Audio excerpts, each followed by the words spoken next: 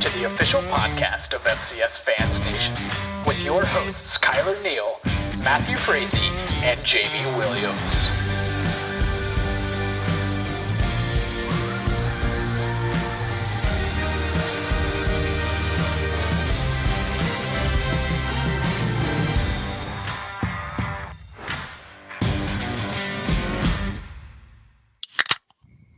FCS Fans Nation. Whether you're a Bison fan who hates UND, Jamie with Richmond, Kyler with Montana, there is nobody around the FCS who hates your team more than Sam Herder, trademark for charity, rocking the shirt tonight. Ladies and gentlemen, welcome to the FCS Fans Nation podcast, and a huge welcome to the hardest working man in FCS football, Sam Herder of BetMGM and Hero Sports, is joining Jamie Williams and myself on the podcast tonight.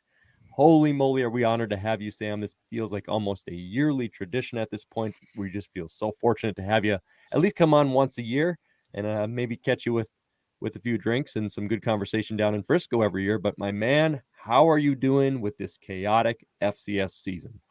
Yeah, things are going good. I always appreciate coming on the podcast. This is certainly one of my more favorite ones to come on, just because you guys get so many great questions from all different kinds of FCS fans, and so it's always fun to jump into these topics and kind of it's, in my opinion, I think it's fun to answer fan questions because sometimes in the media we kind of have the cheesy questions and kind of the softball questions, but when it comes to fans, they usually come up with some pretty good questions to answer. So looking forward to jumping into these.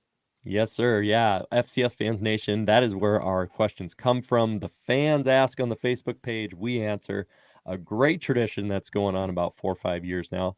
So Mr. Williams, of course, I love having you every week, but I had to start this intro out with Sam. So I'll toss you the question to get this thing going, Jamie.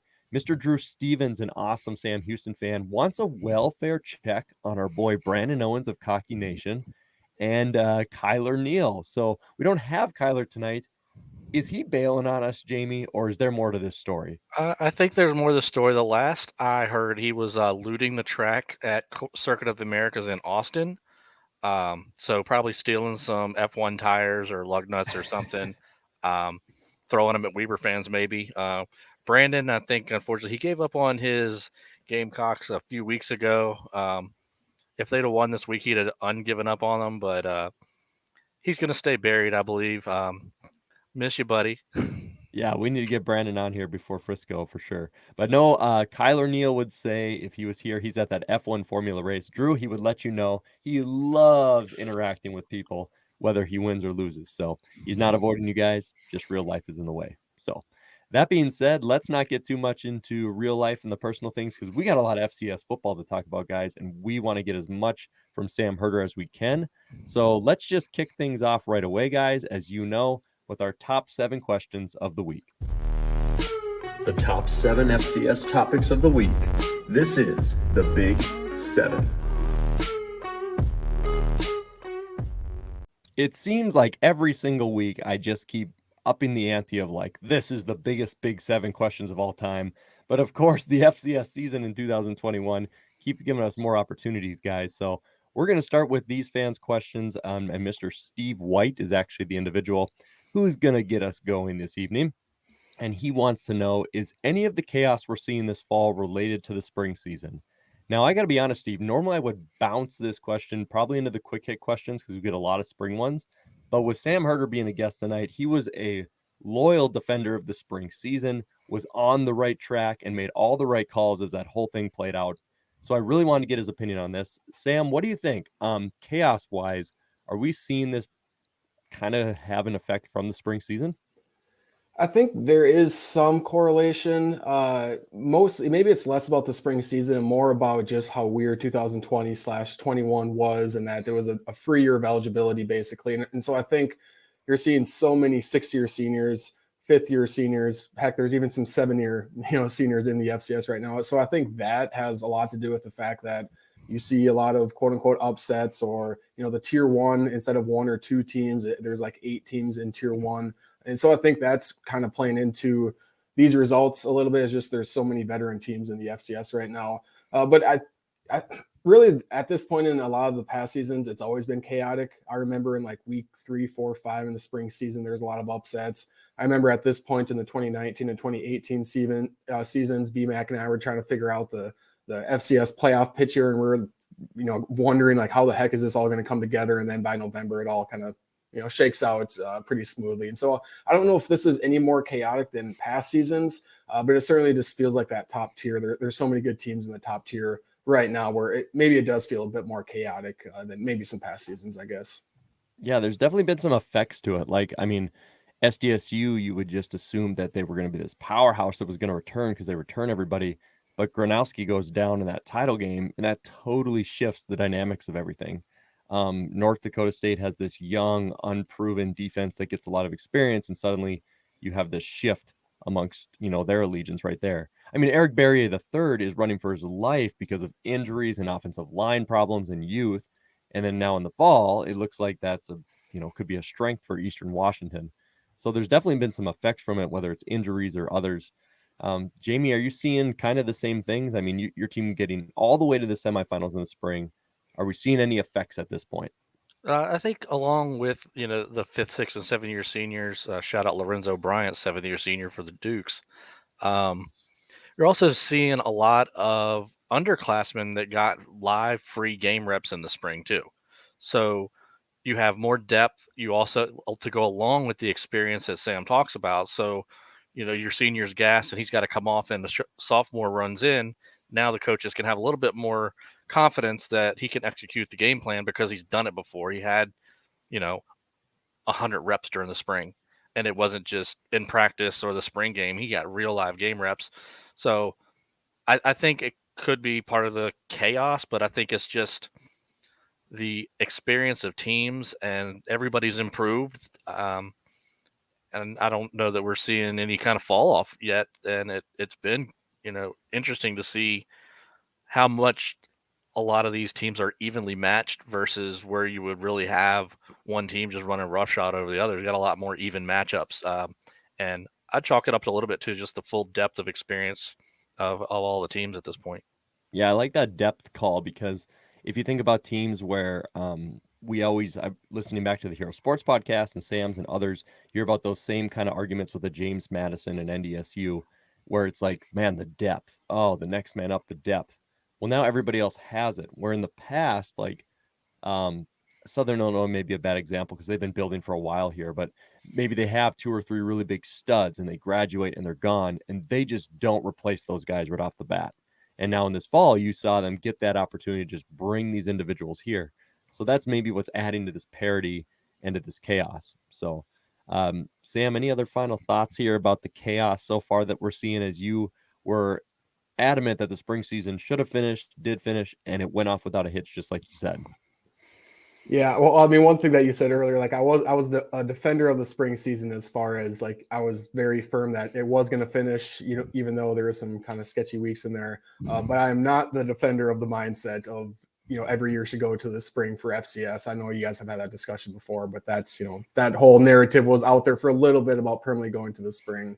But I don't think anyone is really in favor of that. But no, I think it's just kind of a mixed bag from the spring. Like Monmouth finished hot. They didn't start this year hot.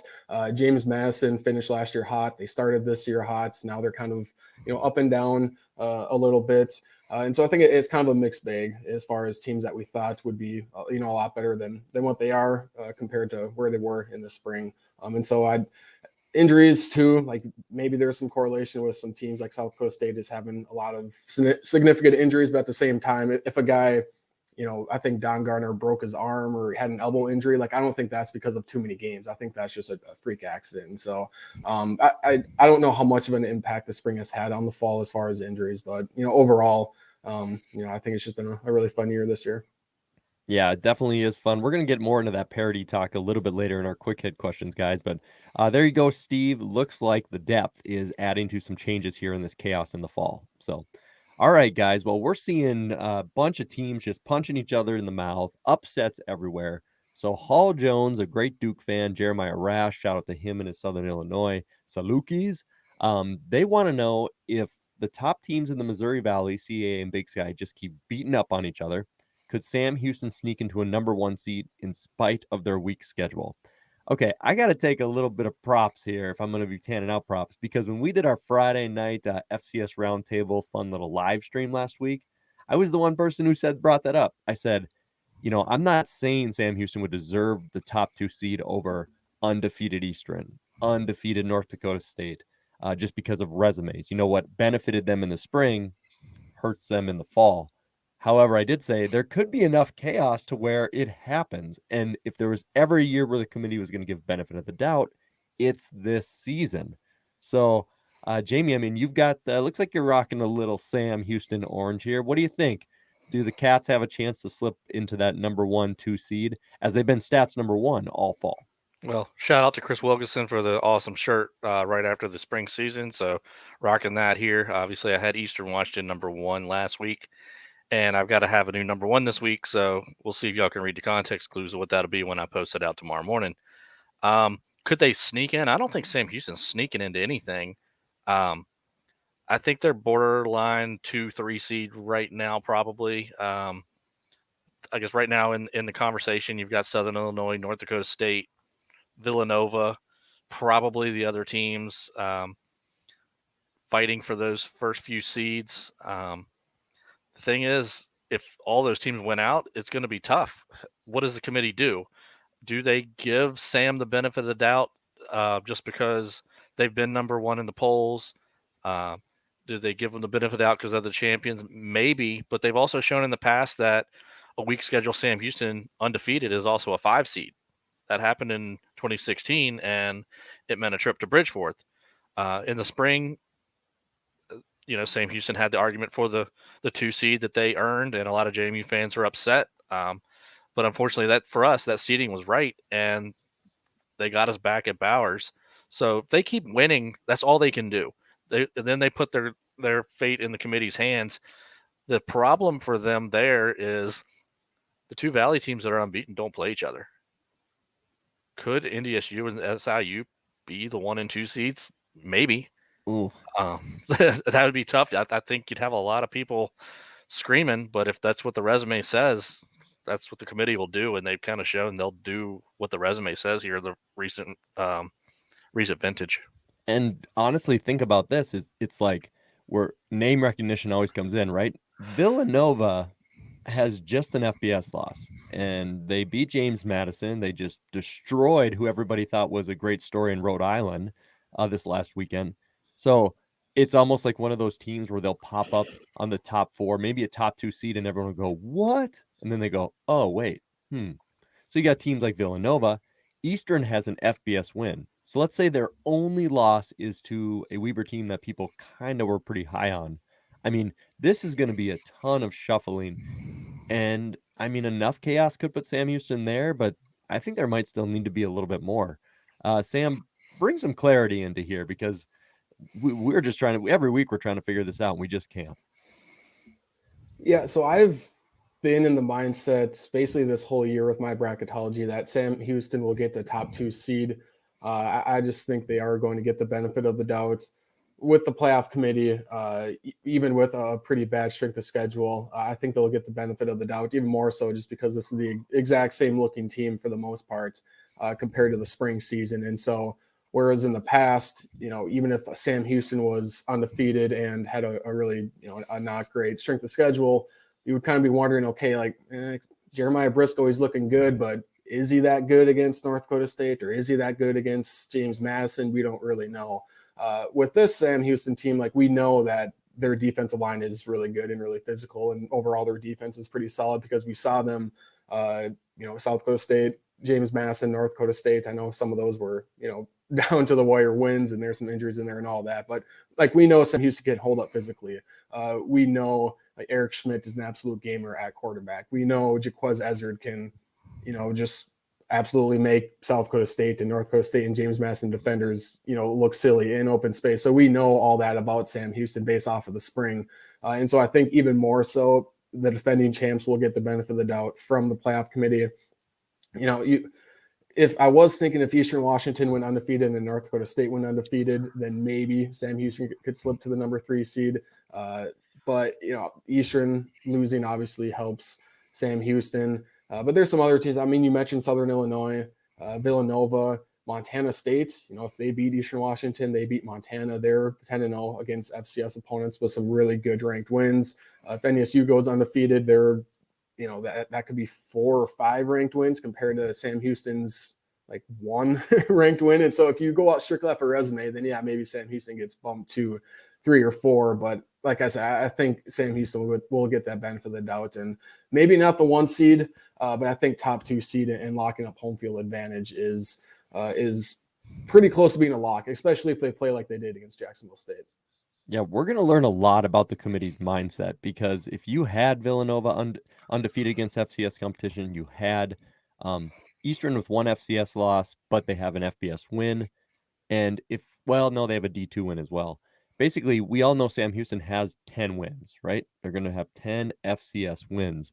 So what does that look like with a Nova who additionally has an FBS loss, who, if North Dakota State is undefeated, has 11 wins? Is there enough benefit of the doubt in the spring for that to matter as much? And it is just such a tough question. I don't know if you can get in the committee's mind to figure that out. One thing too, Matt, which is it came out last week that the playoff committee is not doing their top 10 in-season rankings. They used to do 3, then they did 2, and then they've done 1. And basically the committee members voted to, not do any top 10 poll at all, which is kind of unfortunate because, in the past, sometimes like you would have teams A, B, C, and D, and all 4 teams would win out, and then the order would just get all jumbled up come selection Sunday. And so I always said never put too much stock into those playoff committee polls. But this year it would have been interesting if they came out with one, because let's say they came out with one this week and they had North Dakota State ahead of Sam Houston. That would tell us, okay, maybe Sam Houston isn't locked to be a top 2 seed. Maybe they're kind of teetering. Or if the playoff committee did have Sam Houston number 1 this week, maybe that would tell us that, okay, they are getting the benefit of the doubt. So it would be nice to get that playoff poll or that playoff committee poll sometime this season, but they, for whatever reason, they decided not to do it, which kind of sucks.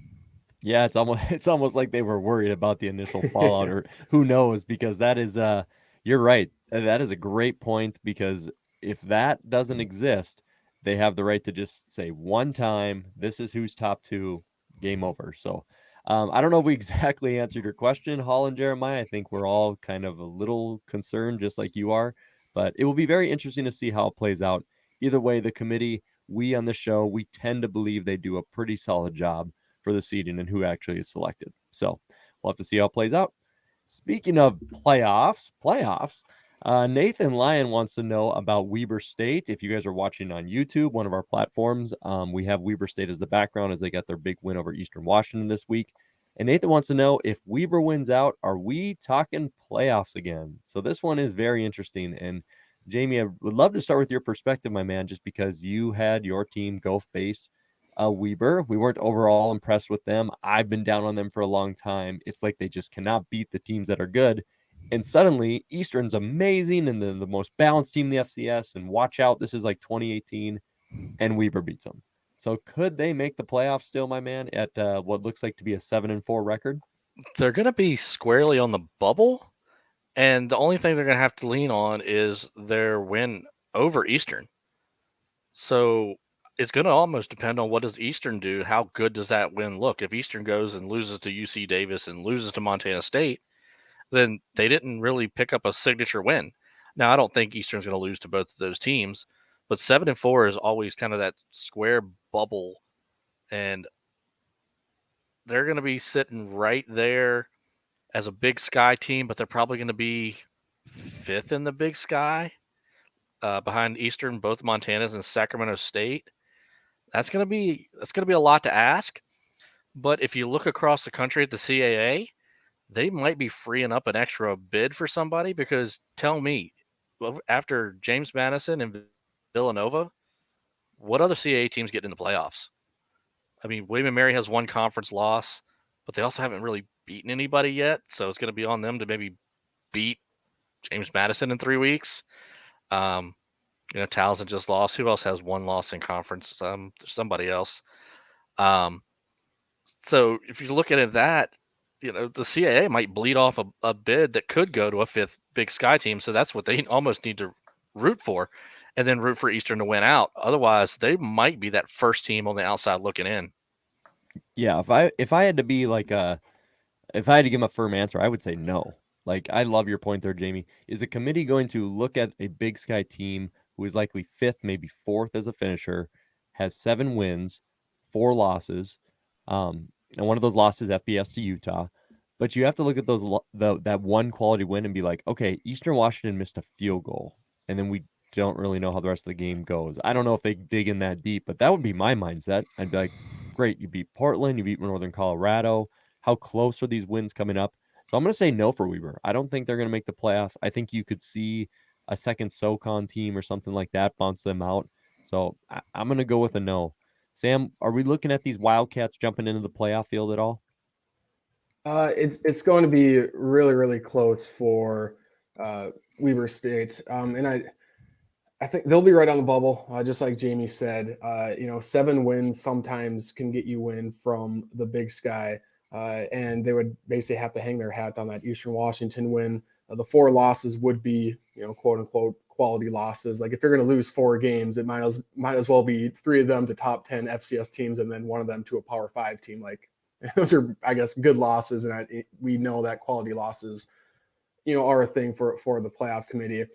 But I'm looking at the Big Sky right now, and I think Eastern Washington and Montana States are probably locks to get in right now, just looking at the remaining schedule. UC Davis is very likely going to hit at least 8 wins, if not 9 wins, 1 being an FBS win. So UC Davis is in. Montana has a Power 5 win. They're going to hit, most likely, they're going to hit 8 wins. So Montana's very much looking likely to be in. And then Sacramento State has a really, really favorable schedule ahead of them. And Sac State owns a win over Montana. And so Sacramento State's path to the playoffs is looking really good right now. And so I think those 5 Big Sky teams, I can't call them locks to make the playoffs, but if they do what they're supposed to do, they should all make the playoffs. So where does that leave a 7-4 Weber State team? Assuming they beat Idaho State, Portland State, Southern Utah, Northern Colorado, that's a pretty favorable slate for them as well. So would a 6th Big Sky team get in? We saw the CAA get 6 teams in a few years ago. So I don't know if the Big Sky will get that much respect out of the playoff committee. I mean, they got 4 of the 8 seeds in 2019. And so getting 6 teams in is possible. The CAA being down helps. I think the AQ7 not looking as good as we thought. Maybe that's a 1 bid league when originally we thought maybe 3 teams from the AQ7 could get in, and that helps the 6th place Big Sky team. So I don't know, like the Weber kind of has that reputation as well, and we know that reputation does go a long way with the playoff committee. So 7-4 Weber team, I think, is firmly on the bubble, and I don't know if they do get in or not, but they would have a decent chance to get into the playoffs. But obviously they can't afford any more losses. They have to win out just to have a chance, because if they lose 1 game, then at 6-5 the Wildcats won't get in. And I completely forgot about UC Davis. How did I do that? Yeah, they're looking at 6th. So yeah, it's a long putt. Yeah, I think it's not a British Open long putt. It's a Masters long putt. Yeah, it's going to be difficult for Weber to overcome it. Heck of a win, but they're going to have to do some pretty big damage moving forward. So we'll see if Weber can pull it off. Hopefully the next 4 games go well for them. It's always fun when there's a little chaos on the bubble as we move forward into the FCS playoffs. So speaking of the playoffs, speaking of teams that are commonly there, of course, a North Dakota State question. I got to be honest, we have not received a lot of NDSU questions this year. It's been pretty low key, so it's probably why our followership is up a little bit. But big one this week, guys. Should Cam Miller be the starter for NDSU moving forward? A question from Mr. Greg Gardner and Jordan Finkston. So if you guys are not aware, NDSU says that it's kind of a dinged up shoulder with Quincy Patterson about midway through the 3rd quarter. And in comes Cam Miller for NDSU. They're down, I believe, 20-13 at the time. And Cam Miller with 2 touchdown passes leads NDSU to a victory over Missouri State. Heck of a game, lots of back and forth. But now the question is, should Cam Miller be the starter for NDSU moving forward? All right, I guess I got to give my thoughts right off the bat. I was openly prepared about to call the Bison hotline after the game in the Dome from something I've noticed, I've said on this podcast for the entirety of the season.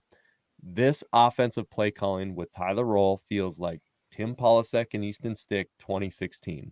I remember the term from fans, the sticky note offense, where you could have a sticky note and put all 10 plays on it. Fly sweep, quarterback draw, A-gap power, deep pass, occasional quick wide receiver screen. That's it. And that's basically all we've seen. Yesterday in the Dome, up until halftime, was the first time I heard booing about the offense. I heard multiple fans screaming things about Tyler Roll. People were frustrated. And suddenly, Cam Miller comes in and everything just opens up. It's like this mid-tier passing game is there. They start running screens and all these things just start happening. And I'm texting people and I'm like, I have no idea what's going on. So at this point, I don't know if we have enough of a study to believe that Cam Miller makes such a big difference. And the questions are like, is Quincy Patterson the third, where everybody was like, well, can he develop as a passer? I don't know if he can develop as a passer because what we've seen has not been great. And then Cam Miller comes in. Does he make that much of a difference in the passing game to where it opens up so many things for Tyler Roll? So you have all these NDSU fans asking these questions. Is it still the offensive coordinator? Was the offensive coordinator held back by Zeb Noland, a young Cam who had no experience, and Quincy Patterson? I mean, there's a lot of questions around NDSU right now in that quarterback position. So that's kind of what I'm hearing from the fans and these other things. Oh boy, this is tough. Give me some thoughts, guys, so I can make a determination on this question. I'll start with you, Jamie, because you mentioned Cam Miller earlier in our podcast weeks and weeks ago before in the preseason timeframe. So should Cam Miller be the starter? I'm going to start right now and say no. Go back to Quincy. And just for this reason, anytime the backup comes in, and it doesn't happen every time, but when the backup comes in, especially one that has a little bit different style than your starter, they do provide a spark. And, I'm sure Missouri State their whole game plan was gearing up to stop that run game and knowing that Quincy's not going to pass the ball that often. And when he does, it's probably going to be inaccurate. So once he went out with the injury, I thought he just got pulled, but that was just me looking from afar. And Cam comes in and it opens up the offense a little bit. It's not what the defense is expecting. So during that game, they weren't prepared by their coaching staff for the week to see Cam Miller. I don't know that that's necessarily a mistake by Petrino and the guys, but let's say Cam starts and kind of slinging around. He's inaccurate, throwing a couple picks, and they're down by, same basic score. They bring in Quincy and they start this power run where he's keeping the ball like Trey Lance. It's just a complete scheme change in the middle of a game. And sometimes the defense is slow to react to that. So I think I'd go back to Quincy. If he struggles again and Cam comes in and plays well, maybe you go to Cam. But right now, I think Matt Ince needs to do what is going to win games for the Bison and not worry about whose feelings he's probably going to hurt or might not hurt, because from the outside, maybe Cole Payton's the starter next year, and it doesn't matter what those two guys do this year. It's interesting because there's so many factors to it in terms of Quincy has missed a lot of really routine passes, a lot of just those quick 5-yarders, those over the middles. The ball always seems to float high, but people have not really blamed Quincy through this. They've said the offensive play calling is so predictable and not great. So that's what they've been blaming. But suddenly in 2 days now, it's like all of Bison Nation wants to turn on Quincy and say Cam Miller can save us, where I still have questions about the offensive play calling. I got to quote a guy, Dave Richard. He's a great guy who follows me on Twitter. He says, having a running quarterback is great. That said, your QB has to make plays in the passing game. Both are mobile. One is poised in the pocket and more accurate. They have running backs, and if the passing game gets going to just an efficient level, the playbook opens everything up. So that's kind of what NDSU fans are feeling. But it doesn't mean much when NDSU fans begged for Cam Miller early and they stuck with Zeb Noland for so long. Sam, I believe you were there for maybe the first half before you had some things going on. What did you see out of this, and what are your thoughts on the NDSU, again, quarterback controversy? Yeah, so I was in the Fargo Dome for the first half against Missouri State, and then I had to head to a wedding, and so I haven't been able to, driving back to the Twin Cities now, I haven't been able to rewatch the game, and so all I know basically is that, Cam gave them a spark, but Jamie nailed it when he said that. Usually you do see that with backup quarterbacks where they come in, the other team, isn't prepared for that, and they kind of provide that spark. But there was a little birdie in my ear told me this is what to expect moving forward with the quarterback situation as of right now. And obviously things can change, throughout the week, just depending on how Quincy's shoulder is, or, practice, still 6 games or 6 days away from the next game. So things can change. But what I was told what to expect is Quincy is very likely going to start again next week, but he's going to be on a very, very short leash. I can't remember what game it was in the spring, but think of it where everyone was calling for Cam to start over Zeb, but Zeb got the starts, and then after 1 or 2 possessions, he got yanked. I think that might have been against South Dakota State. Yep. So I think Quincy, the expectation going forward is that Quincy is going to start next week, but he'll be on a short leash. If he doesn't show more consistency passing the ball, they will go to Cam and switch Cam as the starter. And then if Cam does become the starter, in 2-3 weeks, then Quincy would kind of be in that Cam role from the spring, where when Zeb was still starting, Cam would come in, he'd be that running quarterback, and they would utilize him in the play action. And that's something that, they're thinking of. If they don't see Quincy as a starter, he'll still come in, run the ball a lot, maybe utilize him for play action, because we've seen him throw some great play action passes deep down the field to Christian Watson. And so it just kind of depends on who they're most comfortable with going forward. But it does sound like Quincy is likely going to be the starter, because, they gave Zeb probably a longer leash than maybe he deserved in the spring. And I think they've maybe learned from that and wish they would have gone to Cam earlier. And now Ndsu sounds like they're kind of thinking the same thing with Quincy, where they'll give him another shot, but the leash is going to be a bit shorter compared to, Zeb's quote unquote leash that they had on him, as far as being the starting quarterback back in the spring. See, I just hearing that, they might as well go to Cam then, because what's Quincy going to be? He's going to be afraid to make a mistake. He's going to play tight kind of, and then he's going to make a mistake, and Cam's going to come in anyways. So if he's going to be on that short of a leash, why not just go to Cam? I always hate that. Oh, he's going to be the starter, but he's on a short leash. It happens, starting pitchers in the playoffs, goalies in hockey. You put them on a short leash, they're trying to do everything they can not to make a mistake, and all of a sudden they make a mistake. So hearing that, far be it for me to question, Matt Entz, and it's everything. Every die he's rolled have come up, beautiful. But it seems to me just go to Cam if that's the thought process. Rather than wait for Quincy to make a mistake, which could be one that puts you behind. Might not be this week against Indiana State, but the marker's in 2 weeks. Yeah, that's the big thing is like Indiana State. I'm just going to say it doesn't really matter. NDSU is just going to out-talent Indiana State. The question is what are you going to do when you go down to Brookings? Because that's your difference between being the 5 to 8 seed or the top 2. That's really what it's going to come down to. That's going to be huge.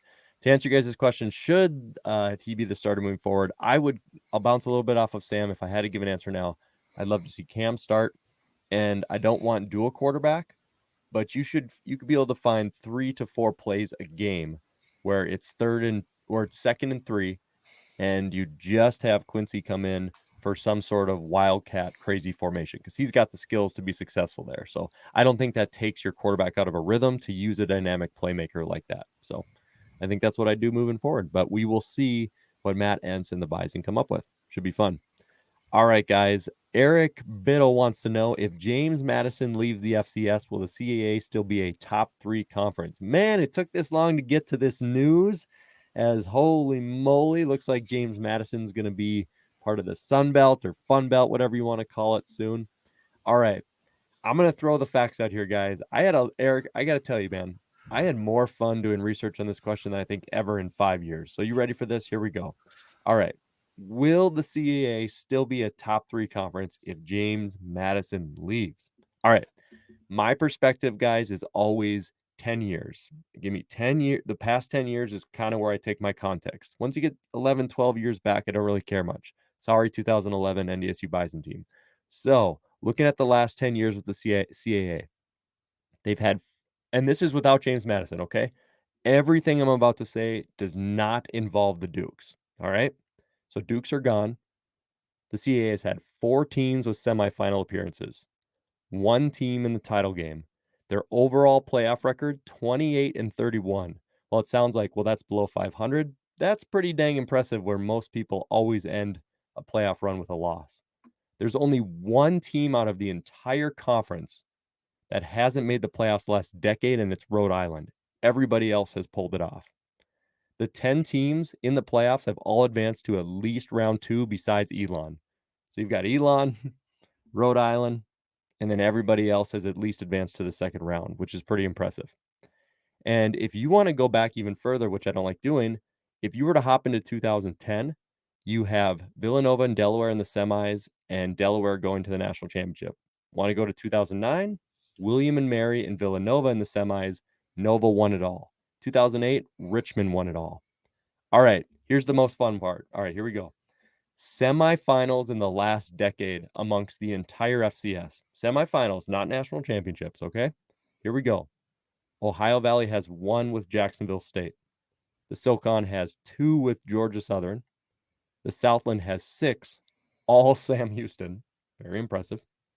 The Big Sky has 7, and 4 of those are Eastern. The Missouri Valley has 14, 9 of those are NDSU, pretty big outlier. And the CAA has 6. I did not include James Madison. So the CAA without James Madison at all has 6 semifinal teams that have appeared in the last decade.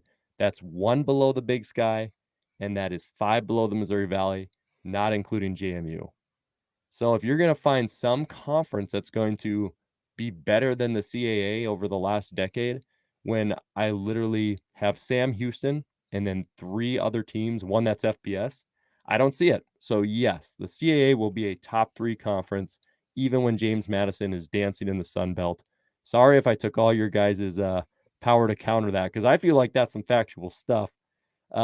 Sam, but we'll let Jamie go last year because I'm sure he's got some thoughts on moving up. But what do you think? Think the CAA still maintains a standard without James Madison? I think they'll still be a top 3 conference, but I don't know if in 2022, 2023, they're going to be a power conference. You know, I don't even know who decides what is a power conference, but these last 5 years, it's been the CAA, Big Sky, the Valley, no particular order. Those are when we say the power 3. Sam, that was us. We just made it up on a podcast 5 years ago, and then it just caught fire. And we stick with that. We're like, we just said it in year 1, and I swear that it started. Yeah. So I think the CAA will still be the number 3 conference without James Madison, but I don't know if they'll be a quote unquote power conference just because I don't see a whole lot of national title contenders in that conference. And Matt, you brought up a lot of good statistics. I guess my counter, if I was going to, would be, it seems like the CAA, while their 2010s have been really good, it hasn't just been James Madison. There's been a lot of teams making deep playoff runs. It seems like since, I think it was 2018 when they got 6 teams in and then it kind of flamed out in the playoffs. It seems like since then, the CAA is kind of going down while the Valley has maintained and the Big Sky is going up. And with the CAA, I don't see a lot of teams investing in football. And I think we're starting to see that where the Big Sky, you have new indoor facilities or practice facilities going up for the Montana schools, Weber State, UC Davis has one. So they're investing in football. Meanwhile, in the CAA, Delaware has invested pretty well in football.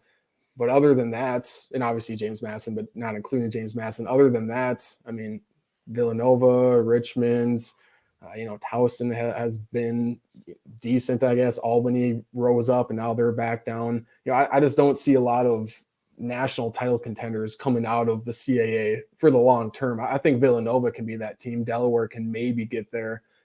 But after that, I don't know. I don't see a whole lot of, third place, fourth place teams in the CAA without James Madison where we go, holy crap, this team can make some noise compared to the 4th place team in the Big Sky, which might be a UC Davis, or the 4th place team in the Valley, which might be, a Northern Iowa, for example, that can, maybe make a run to the quarterfinals. And so I think they'll still be a top 3 conference, but I don't know, maybe we'll have to redefine power conferences in the FCS once the CAA loses James Madison. We've always said that. We get a lot of flack for that, of just like, you guys just love those power 3, as you call it. But we've always said that the Missouri Valley was not involved. It was the SoCon. Before I even dove into the FCS world, you would have had the SoCon in there because they had all those power teams. So it is totally rotational and can switch it up. I like how your outlook is more futuristic and kind of in the present, and then I kind of threw some past in there. But Jamie, we'll have to see what you think on all this. I do really like the idea that, or kind of what you said. James Madison is like that established dominance, right? Like the last 5 years, they're like a lock besides 1 year for basically the semifinals. They have huge recruiting depth, really good coaching, great facilities. So is there a team there that could become that lock the way they've been in the CAA? That doesn't define the whole conference, but I'm definitely not convinced there will be a new James Madison power within the CAA. I just think the conference as a whole is still going to be really good. Jamie, you're the one causing all this chaos by leaving us, my man. So what do you think? It's still going to be. I think Sam kind of hit it. They're going to be the number 3 conference, but I think they're going to be closer to what the Southern Conference and the Atlantic Sun are than they would be to the Valley and the Big Sky.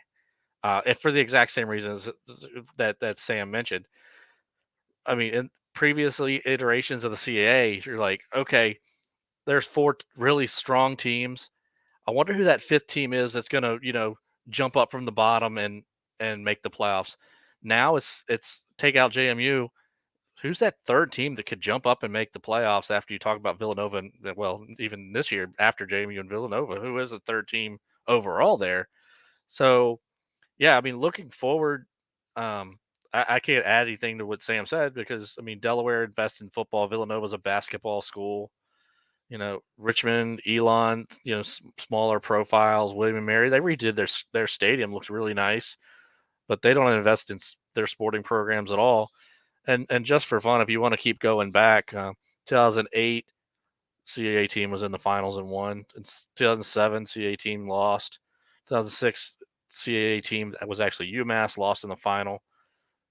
They skipped 2005, 2004 CAA team won the title, and 2003 CAA team won the title. So CAA has been kind of that power conference, and previously that was actually the Atlantic 10, but it was most of those same teams. Go all the way back to '98, another CAA team. So it won't go away That's a quietly, lot of but dominance, man. That's a long yeah, time they've, for they've it to been there. fall off. It's always been somebody there, and there's been a lot of good teams throughout the years. But there's also been a lot of fall off in the last 3 or 4, like Sam said. So, yeah, like I said, they're going to be 3, but closer to 4 and 5 than they will be 1 and 2. And even you look at a team like New Hampshire. 3 years ago, we would call New Hampshire like a blue blood. They 14, 15, 16, whatever it was, years in a row making the playoffs. I think it was, 2012 or 2013, they made the semifinals. And so, I mean, New Hampshire was one of the blue bloods in the FCS. And now, I mean, they're not really all that relevant in the FCS right now. I mean, they haven't had many good seasons the last few years, and now they've kind of just gone back and being that, average to slightly above average CAA team, but they're never really a factor on the national level anymore. That's just kind of, to me, that kind of sums up what the CAA has been, a really, really good conference, and then just kind of slowly have whittled off where they're not the teams that are usually strong just aren't, as strong, besides James Madison, obviously. Yeah, that New He's Hampshire, getting out of there. yeah, that New Hampshire Chip Kelly offense influence unfortunately left them a long time ago. Mm-hmm. But I had to deal with it while I was a student there and on through there. So, yeah, New Hampshire is always one of those thorns in my sideline, like Delaware and Villanova have always been. So. It will be interesting. Yeah, I like that. We'll see how those points play out with those middle tier teams that could get in and cause some chaos on the back end. So, all right, we'll have to see what the future brings when James Madison's up in the Sun Belt. So, final 2 here, guys, of our Big 7. This one's good. Mr. Brandon Owens of Cocky Nation, Jacksonville State fan. Do all the near upsets of top teams mean that the top and mid-tier teams are closer than we thought, or is this the time, or is the mind of top-tier teams elsewhere? Interesting. Not sure who he's referring to there on the back end, maybe James Madison, but let's just stick with that first part there. Those top teams and mid-tier teams, are they more equal this year, or we've seen more parity? Sam, what do you think, my man? You are in this entire FCS world. Do you see more of 1 through 15 being challengers or just top 4?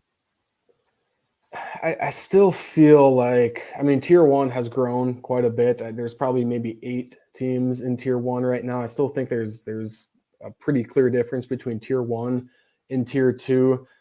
And I think we'll see that come playoff time. I think you'll see, I don't know if you're going to see any surprises in the quarterfinals or any surprise teams in the semis or Frisco either, obviously. I just think it's so hard for these teams to go undefeated where there is going to be that slip up. Like, I still feel like Southern Illinois is going to lose at some point. I don't know who it's going to be, but I feel like they're going to drop a game somewhere. I'm not sold on North Dakota State's, going undefeated. James Madison should win out, but I just feel like for so many of these teams, it's hard to win out. And even like Eastern Washington, we're looking at their schedule saying, with how they're playing, they should win out. And if they do, it could be a number 1 or number 2 seed. And then they lose to Weber State, and we kind of forget that Weber State, hey, but they've won the last 4 or 5. I think it's 4 Big Sky titles. And so, is it that surprising that Eastern Washington lost to a team like Weber State's? Maybe not. So I just think it's so hard for teams to go undefeated this year, or maybe that seems like where maybe Tier 2 is blending into Tier 1. But I think by December, it's going to shake out where kind of the top teams are still the top teams in the FCS. Yeah, I said for weeks and weeks, there's only 5 teams that can win a title this year. It's Montana. It's South Dakota State. Well, that's a big teeter now. North Dakota State, James Madison, Sam Houston. So 3 of those I'm still feeling pretty confident on. But now you have Southern Illinois and you have Villanova's. Selah looks really good offensively. You have your Montana State, who could make a lot of noise here on the back end. It's going to be interesting. It does feel a little different to me just because it's been so simple of like NDSU, James Madison, and here's the 1 or 2 other teams, right? Like for true title contenders.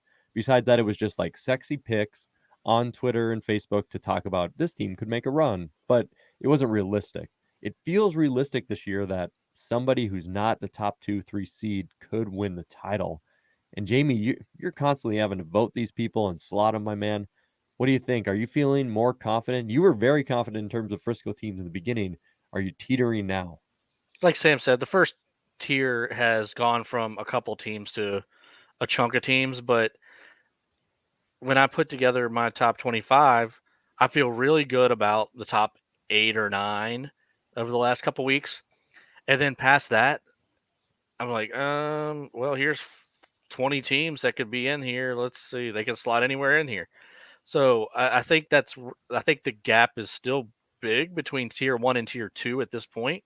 Tier 1 is just bigger because any of those teams could jump up, and of course, any of those teams could lose. But when you get to the playoffs and the rubber meets the road, I still think when you get to the quarterfinals, you're going to have 6 or 7 of the seeds still left. Sure, somebody might trip up. Jacksonville State's not going to be seeded, so it can't be them, but somebody will. Oh, Brandon. Oh, poor guy. So with all that, it's going to be interesting. And honestly, like I'm going to kind of combine question 6 and 7 here, guys, because they fit so well together in terms of the top tier upsets. And going into Jacob Martinez's question, I'm going to throw it on top. He says, we saw defense win championships in action with Eastern and SDSU losing to good defenses and meh offenses. Does this change who you believe can make a deep run? So here we go. We're still right on the trajectory of these questions. I do have to counter a little bit. UNI's offense was not meh until they hit NDSU, and NDSU just has a good defense. Like they were being promoted as like finally a transfer QB and transfer running back. This UNI offense can light it up. So UNI is a pretty good team who's just kind of had a rough start. So what do you think? Deep runs, Jamie? If you were playoff bracket, you've got your seeds out. Do you think somebody can make a deep run in comparison to those top teams who just have home field advantage? I like I said, I think the quarterfinals is going to be still 6 of the 7 seeds, 6 or 7 of the seeds.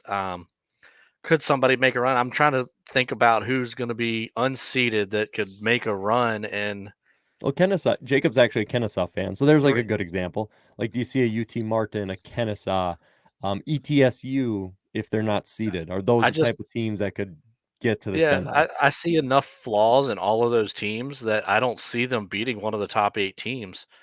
I mean, Kennesaw plays some really good defense and they move the ball, but if they play a defense that is just as good or better than theirs, or an offense that gets over the top of theirs, they're not a comeback team, so they better jump out and stay there. East Tennessee State looks good. They've got 2 great running backs. They got a good defense, but their quarterback play is iffy. So I think there's a hole in their game there.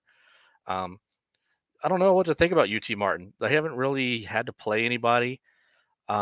Missouri State obviously showed they could compete, so they'll probably make the playoffs and could scream up on somebody. Sacramento State, UNI, like there's a lot of good teams that could beat a seed in the right matchup, but it's not going to be a bunch of them, and I don't think you're going to have a 2016 Youngstown State run into the title game unseeded. Even more than just defense wins championships, Kyler's kind of brought the light to this. He always says balanced teams win championships. Like, people argue offense, defense. It's the balance in there. And when you go all the way down the line, the reason I think, Jacob, you could see some team make a good run is because I think I could pick out something from almost everybody which takes away from the balance aspect, whether it's North Dakota State's passing game, James Madison's offensive woes with a young offensive line. You could go into South Dakota State. Clearly, their defense is starting to struggle with injuries. Southern Illinois, they give up a lot of points and they win close, which is weird. Eastern, the defense is questionable. So you can go all the way up and down and think, well, I don't know, man. It doesn't look like somebody's purely balanced and elite. Sam, do you see it differently? Do you see a defense wins championships and a balanced squad out there that looks just guaranteed right now? I don't think there are any, guarantees because, if you think about it, what FCS team out there this year has looked great? There isn't really that one rock solid team right now where everything is just, everything is just clicking and everything is just going smoothly. If there is one team that is doing that, would be Sam Houston. But again, strength of schedule. Kind of like what you did, Matt, you kind of went down the line and each team has something, whether it's defense, whether it's discipline, whether it's offense, whether it's, a close game where you go, okay, maybe they're not, as good, as maybe we think. And I've always liked Sam Houston's balance. That's why I've had them number one the last few weeks since South Dakota State lost. And I basically said I like Sam Houston's offense better than North Dakota State's, and I like Sam Houston's defense better than Eastern Washington's. And so I think while, some teams have offensive question marks, other teams have defensive question marks, like I was saying, I don't really have question marks about Sam Houston, like the team. Like I think they're balanced on offense. I think defensively, they're really, really strong, great front seven, really athletic, and some NFL caliber defensive backs. And so I don't really have questions about Sam Houston, the team. I just have questions about,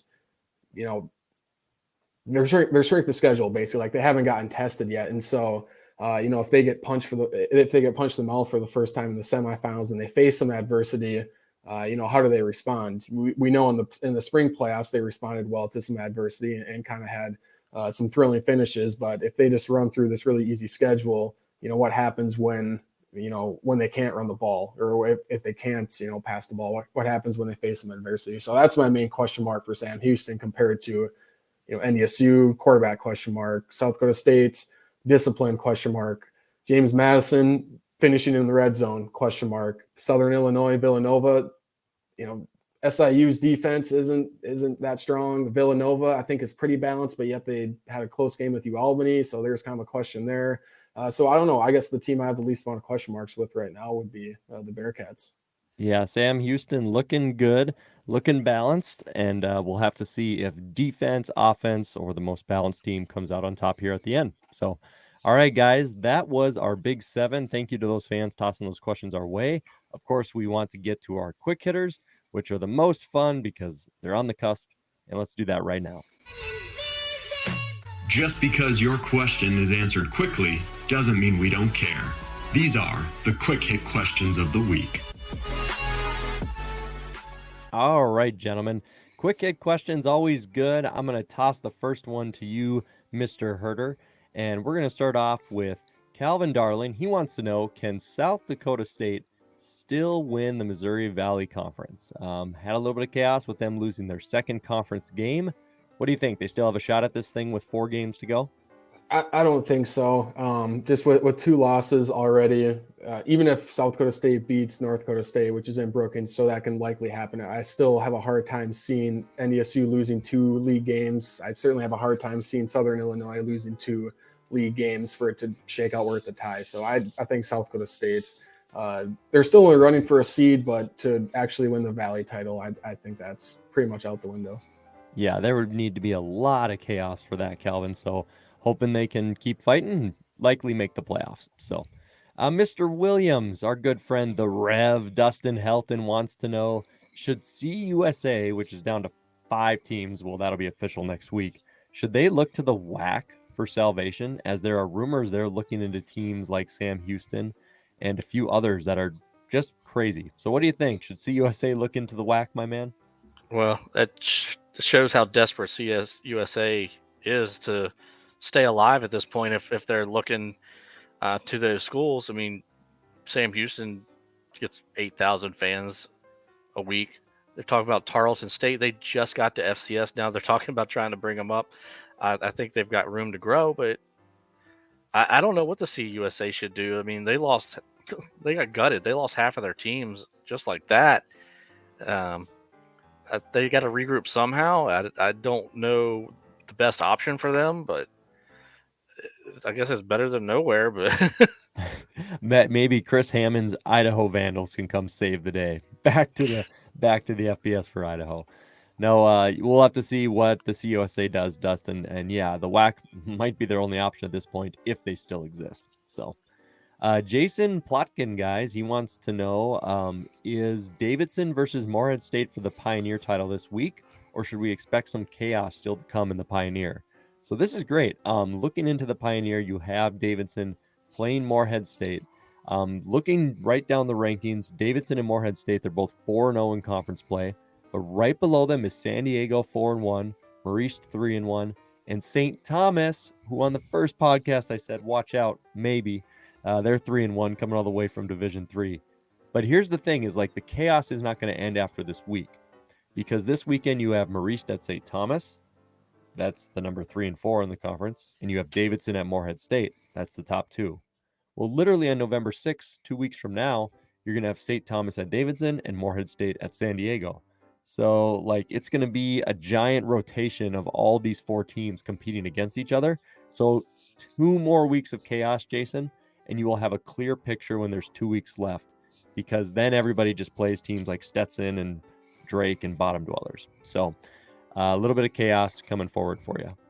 Mr. Herder, did you ever think you'd see a day where a Southland schedule was a better strength of schedule than another conference that is half former Southland? Good old Victor Quintina Jr., a good Sam Houston fan. He wanted to throw that funny one out to you, man. Yeah, I was just thinking, like, could you imagine if someone asked that question a year and a half ago? It'd be like, wait, what? Half the South, and what are we talking about? But no, I mean, it's a fair point. And I remember in the preseason, I got the question a few times about, Sam Houston, does this mean they're going to have a stronger strength of schedule? And I said, not necessarily, because you're basically, like, they're still going to play Central Arkansas, but you're replacing a Southeastern Louisiana with the Jacksonville State, and then you're replacing a Nichols with an Eastern Kentucky. And so I don't know if their strength of schedule is going to get that much tougher. And it turns out that it's probably gotten, weaker, honestly, because Central Arkansas isn't as good as they were in past years. Jacksonville State is up and down. Eastern Kentucky has a good record overall right now, but I don't know if they're kind of on that top 25 fringe right now. Meanwhile, Incarnate Word is rising. Southeastern Louisiana is looking like a potential seed. Nichols hasn't, I guess, lived up to as high of expectations I had for them. But yeah, I think had they played a Southland schedule, they would have had more chances at ranked wins. That's for sure. It's kind of an interesting dynamic there. Yeah, certainly funny how all of that has played out. Mr. Williams, actually, I'll take this one, my man. Is there more parity in the FCS this year, especially in the Valley and Big Sky? Karen Erhard, Garth Rauschenberger wanted to ask. I think we kind of answered this previously, guys, but yeah, we're going to say because of the depth of the spring, because of how teams have been able to bring players back, 7, 6-year seniors, there's definitely more parity. You're going to see more upsets. However, we don't know if that actually equates to new champions that come out of nowhere. So still top tier teams going to make that difference. Jamie, I took that one from you because I wanted to give you this one to you, my man. From Rob Jones, what aspects of prior FCS to FBS moves seem to have caused things to work out for the likes of App State, Coastal, Georgia Southern, and where did Old Dominion go wrong in their move? So, historical context, Old Dominion, they played football from 1930 to 1941, and then they did not have football until 2009, and they were only at the FCS level for 2 years, and then poof, up to the FBS. Is that a recipe for disaster in comparison to how your Dukes did it, Jamie? Yeah, I think ODU rushed it a little bit, but that's what ODU does. They're morons. Um, App State, Georgia Southern, they took their time getting there. They built a really quality program at the FCS level that translated to the FBS level, and I think that's the path we took, more than what Coastal and ODU did. Coastal has been successful. They took the rush route too, like ODU, but they've got better facilities, probably a bigger budget. I don't know. I don't research all that, but I believe I heard that ODU's in a really recruiting rich area that they call the 757, which is the Virginia Beach, Norfolk area down in southeastern Virginia. Is very, very talent rich. Think of people like Michael Vick, Bruce Smith, and from a basketball standpoint, Allen Iverson, all coming from that area of the country. So I see why ODU went there, because you figure they should be able to jump up and go get a bunch of those kids. They just didn't do it right. They had the wrong set of coaches. I think Ricky Rain, who came from Penn State, has done a much better job. So the profile of ODU should increase. I know I read a recruiting article some time ago, and they've said Rain and his squad have really hit the right areas of the state better, because there was an article on recruiting the state of Virginia, how they do that a little bit better, how JMU's done a pretty good job.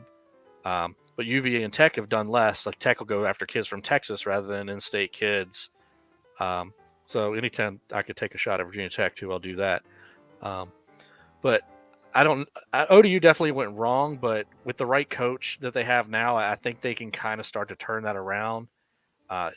Move to the Sun Belt. If we move up, you've got that rivalry. And actually, they beat us both times, and they'll remind us a lot about that. They had Tyler Heineke, who is a starting quarterback in the NFL right now, so it hasn't been all wrong for them, but their record has been. Yeah, it'd be interesting to see how James Madison's transition goes.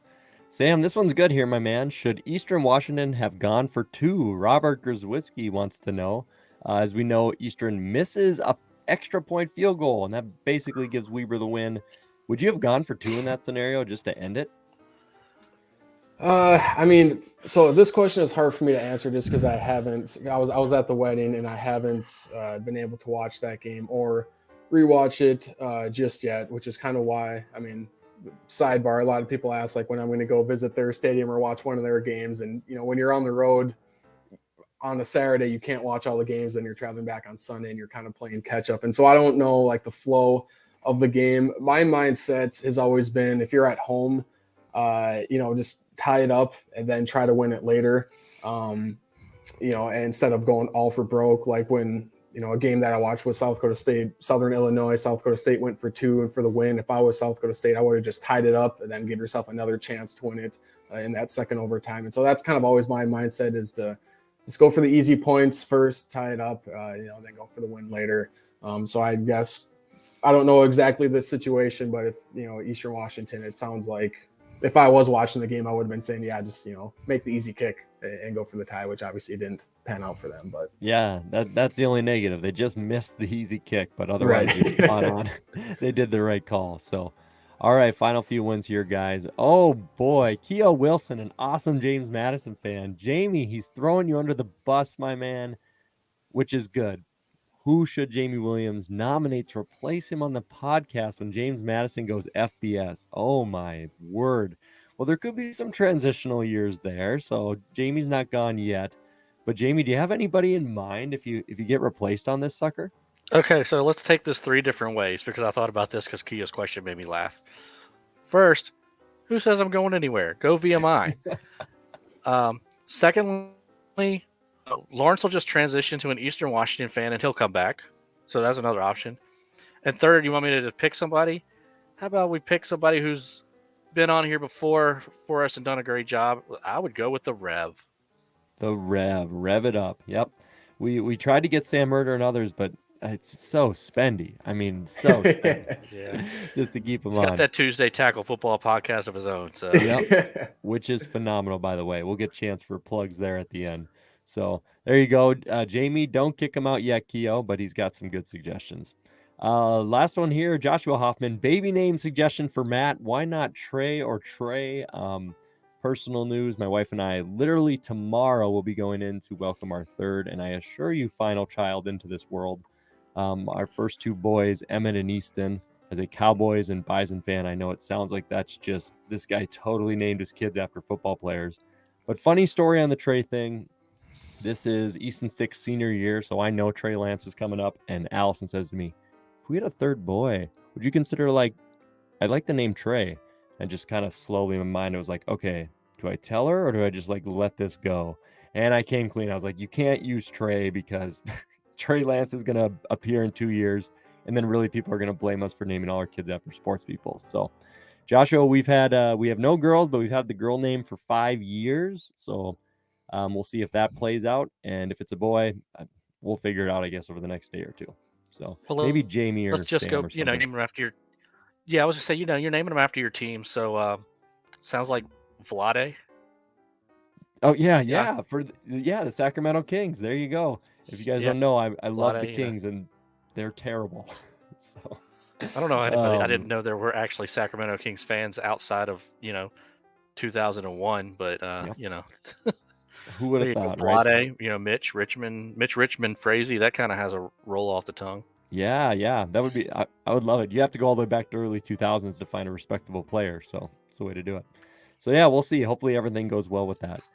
Final shout outs, guys, to Patrick Frex, Peter Mooney, and Dustin Perman. We apologize. We could not get to your guys' questions today just because of time and other things, but we'll make sure to pay back you guys next week. So, all right, guys, we always have a game of the week for some predictions. Let's kick it. This is the matchup you should be paying attention to. This is the FCS Fans Nation Game of the Week. All right, guys, we got a really good one here. Remember, this is the stats poll ranking as of Sunday, October 24th when we're recording. But right now, number 4, Southern Illinois at 6-1 is heading to number 20, 4-3, Northern Iowa. So should be a really fun matchup. He's off the podcast tonight, but Mr. Kyler Neal is going to take Southern Illinois in this matchup. And if you were to look at the rankings right now, Kyler is 7-2 with the picks. I am 4-5, and Jamie, you're 4-5. So maybe it'll just be fun between you and me to see who gets second. So, but let's let you start it off, Jamie. We'll save our great guest at the end here. What do you think? Southern Illinois and Northern Iowa. Who's your winner there, Mr. Williams? Well, this is a really tough one to pick because I was all leaning, saying Southern Illinois, all week looking ahead. But then Northern Iowa had such a great performance. They play so tough at the Unidome. Should I switch and go to Northern Iowa? They look good, but I think I'm going to stick with Southern Illinois in a really, really close one, somewhere in the 27-24 range. I'll take the Salukis to go on the road and get a big win. Salukis win and survive for Mr. Williams. I was just saying this weekend when you and I won. I'm like, of course. I'm like, if you just look at you and I, this is exactly what happens. They start every year 2-3 or 500, and then they'll get one big upset, and then they'll roll through the rest of their schedule, and they'll be 7-4 or 8-3, and they'll get in the playoffs and lose in the quarterfinals. So why the heck not when this happen again? Because of that, and I think this is basically a playoff eliminator for them or a continuation, I will believe that it will continue just like in the past for these guys. Plus, they're at home at Northern Iowa. So I don't think losing at NDSU is such an outlier. So I will take the upset. I will take Northern Iowa to win this game. I expect it to be close as well. I will say 24-20, UNI comes out on top. So all right, Mr. Herder, split the difference. Who's going to win this game? Yeah, I think I said earlier that I wasn't sold on Southern Illinois as far as going undefeated. I think they're gonna because how many NDSU teams in the past have gone undefeated in the Valley? It's two times or three times, possibly. 20, yeah, 13, 18, and 19. So only 3 times. Okay, yeah, and so even the past like national title teams, most of them, haven't gone undefeated, and it's so hard to do in the Valley. So I think SIU is going to lose somewhere. I don't think it's going to be this week. I'm kind of looking at that Missouri State game because I can kind of see SIU and Mo State kind of having a crazy high scoring, 3 touchdowns in the final 3 minutes back and forth, like weird game like that. And I think with Northern Iowa beating South Dakota State, that probably has perked SIU's ears up, a little bit as far as saying, all right, we can't go in there and get an easy win, even though South Dakota did it a couple of weeks ago. So I'll go with the Salukis here in this one. I still think Northern Iowa can suffer one more loss and then still be able to hit 7 wins. And so I don't think it's a must win for Northern Iowa. But they still have some tough games remaining, and so it's a huge game for both. But I think I'll lean the Salukis here, winning by probably 7 points or so. Yeah, and I got to say, if I'm wrong, I'll be happy because Jeremiah Rash is a great fan of the Salukis, and he deserves the world. That guy's been around the page forever. So, alrighty, 2 for the Salukis, 1 for the Panthers. Mr. Herder, before we roll out tonight, obviously give you a chance to talk a bit about what's going on with yourself and FCS coverage. Make sure you guys follow Sam Herder. He's on Twitter at Sam Herder FCS. He's part of BetMGM and Hero Sports. Sam, any final thoughts before we roll out here? We just really appreciate you coming on to make time for the common man. We really appreciate it. Thanks, Sam. Yeah, I always appreciate you guys having me on. Like I said at the beginning, it's always really fun to come on and talk FCS. And so, yeah, I don't have much. I mean, herosports.com. FCS Football Talk is the name of the podcast. Like you mentioned, Matt, at Sam Herder FCS for Twitter. I don't think I have really much else to plug. I just enjoy always talking FCS and engaging with people online as well. So feel free to tweet at me, whether it's positive or negative. And I do my best to respond as much as possible, but sometimes you have to let things go and maybe not respond too much to certain comments. But yeah, certainly hit me up on Twitter for you guys. Awesome. Make sure you guys follow Sam. Make sure you subscribe to his podcast. We'll be linking all that stuff, guys, in our YouTube description and all the other descriptions on the other platforms for this podcast.